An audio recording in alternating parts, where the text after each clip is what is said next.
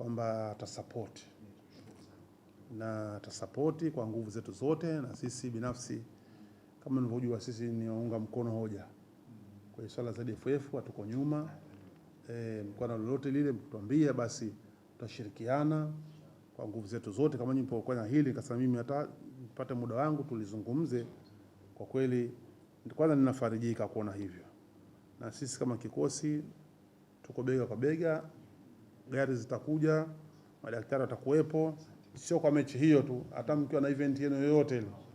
Mkisema kwamba bana pande Komodoro bana tusupport kwenye swala fulani kuhusiana na afya, basi nitachukua hatua za haraka zote ambazo nimezitoa kwa niaba ya kikosi changu.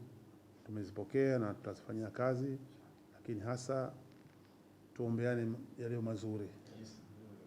Na mimi kwa sababu nyinyi wote ni vijana, tutaunga mkono kwa nguvu zetu zote, na kikosi kinawategemea, kinahitaji kushirikishwa kwenye mambo mbalimbali, na sisi tutashiriki kwa nguvu zetu zote. Tuacha mkose ushirikiano. Ushirikiano utatolewa kwa dhamira ya kuona kwamba tunainua michezo Zanzibar. Naombi kwa ZFF, na jana nadhani niligusia kidogo kwamba mashirikiano zaidi ambayo mimi nahitaji zaidi pale kwenye ile mechi ya kimataifa. Hii huku nahisi kidogo mashirikiano mnayo nyinyi zaidi ambayo mmehost nyinyi wenyewe. Lakini ile ya kimataifa tumehost sisi KMKM. Unaona Kwa maana matayarisho yote hata aliyosema kiongozi wangu wa habari hapa kwamba ya masuala yale anaweza kufanya yeye, lakini sisi ndio tunatakiwa tumtafute yeye. Facilitation zote tufanye sisi. Kwa hiyo na ningeomba sana, mlizungumza katibu kwamba tuko tayari kushirikiana na nyinyi.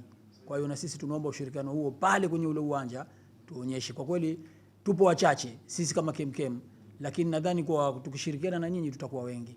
Kwa jina naitwa Hussein Ahmad Avuai, ni katibu mkuu wa shirikisho la mpira miguu Zanzibar ZFF. Leo siku Alhamis tarehe 20 ya mwezi wa 8 2026, tumekuja hapa makao makuu ya KMKM Zanzibar, uongozi wa shirikisho la mpira miguu, nikiuongoza mimi katibu mkuu, pamoja nami nikiwa na mwenyekiti wa kamati ya mipango na fedha ZFF, pamoja na idara yetu ya habari na masuala jeshi la KMKM Azana Msingiri, kuja kuzungumza mambo mbalimbali ambayo yanahusiana na mwendelezo wa mchezo wa mpira miguu visiwani Zanzibar. Tumekuja na mambo makubwa matatu. Moja, kumpongeza kutokana na namna ambavyo wamejitoa katika michezo, lakini zaidi mchezo wa mpira miguu. Kama KMKM wamekuwa na historia ya kuwa mabingwa mara kwa mara kwa hapa Zanzibar, kama sio ligi kuu basi wamekuwa mabingwa wa mashindano haya ya kombe la FA, sometimes mabingwa pia ngao jamii. Ni timu moja ambayo imekuwa na mwendelezo mkubwa kushinda mataji mbalimbali kwa hapa Zanzibar. Kwa hiyo tumekuja kumpongeza.